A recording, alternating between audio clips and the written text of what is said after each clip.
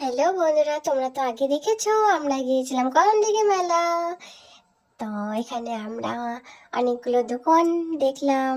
দোকানগুলোর মধ্যে আমরা দাঁড়িয়ে দাঁড়িয়ে জিনিস কিনছিলাম।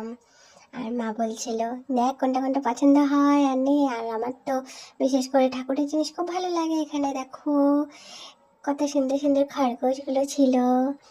তা আমি একটু ধরে এগুলোকে আদর করে দিয়েছিলাম। কি কিউট কিউট, ভালো লাগছিল দেখতে। তারপরে চলে গেল, আমি একটা ডামরু বাজাচ্ছিলাম। তো বলে না, মানুষের ছোটবেলার স্মৃতি কোনোদিনও যায় না, ওসব হয়েছিল আমার সাথে। তো মা বলছিল, দেখ ওটা বাজিয়ে দেখ, বাজে নাকি, কেমন বাজে। তো আমি বাজিয়ে দেখছিলাম। দেখার পরে তারপরে আমি কিছু কিছু জিনিসও কেনাকাটা করেছি পছন্দ করে। মা বলছিল, নে কোনটা নিবি। তো মাকে চুনা লাগাতে হবে বস। মাকে চুলা লাগাতেই আমি গিয়েছি মেলা ঘুরতে মাকে নিয়ে। এখন দেখো কত সুন্দর পেয়ারা মাখা, জিলিপি এগুলো ছিল, সেই টেস্টি টেস্টি খাবার। কিন্তু বস আমি কিছুই খাইনি, কেন কি মেলা বাড়ির খাবার আমার সহ্য হয় না। তো মা এখানে টিকিট খেলছিল, কিন্তু মা পুনরায় চেষ্টা করো, তুমি তো কিছুই পেলে না।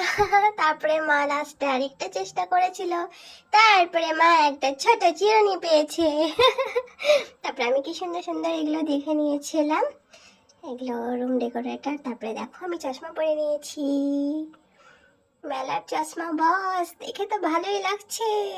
আর মা বাড়ির সবার জন্য কেনাকাটা করলো এখান থেকে। দেখো আমার স্টুডেন্টের জন্য আমি জিনিস কিনে নিয়েছি। আমার ছোট ছোট স্টুডেন্ট আছে কতগুলো, ওদের জন্য। পরে আমরা ওখান থেকে বেরিয়ে অনেক কিছু নিলাম, ঘুরে ঘুরে করলাম। গাড়িগুলোকে দেখে আমার খুব ইচ্ছা করছিল যে গাড়ির মধ্যে আমি উঠে পড়ি। তারপর আমাকে উঠালো না, মা বলে খিচ্ছি। তারপরে আমরা নদীর ঘাটে আসলাম, প্রণাম করে নিলাম গঙ্গা মাকে।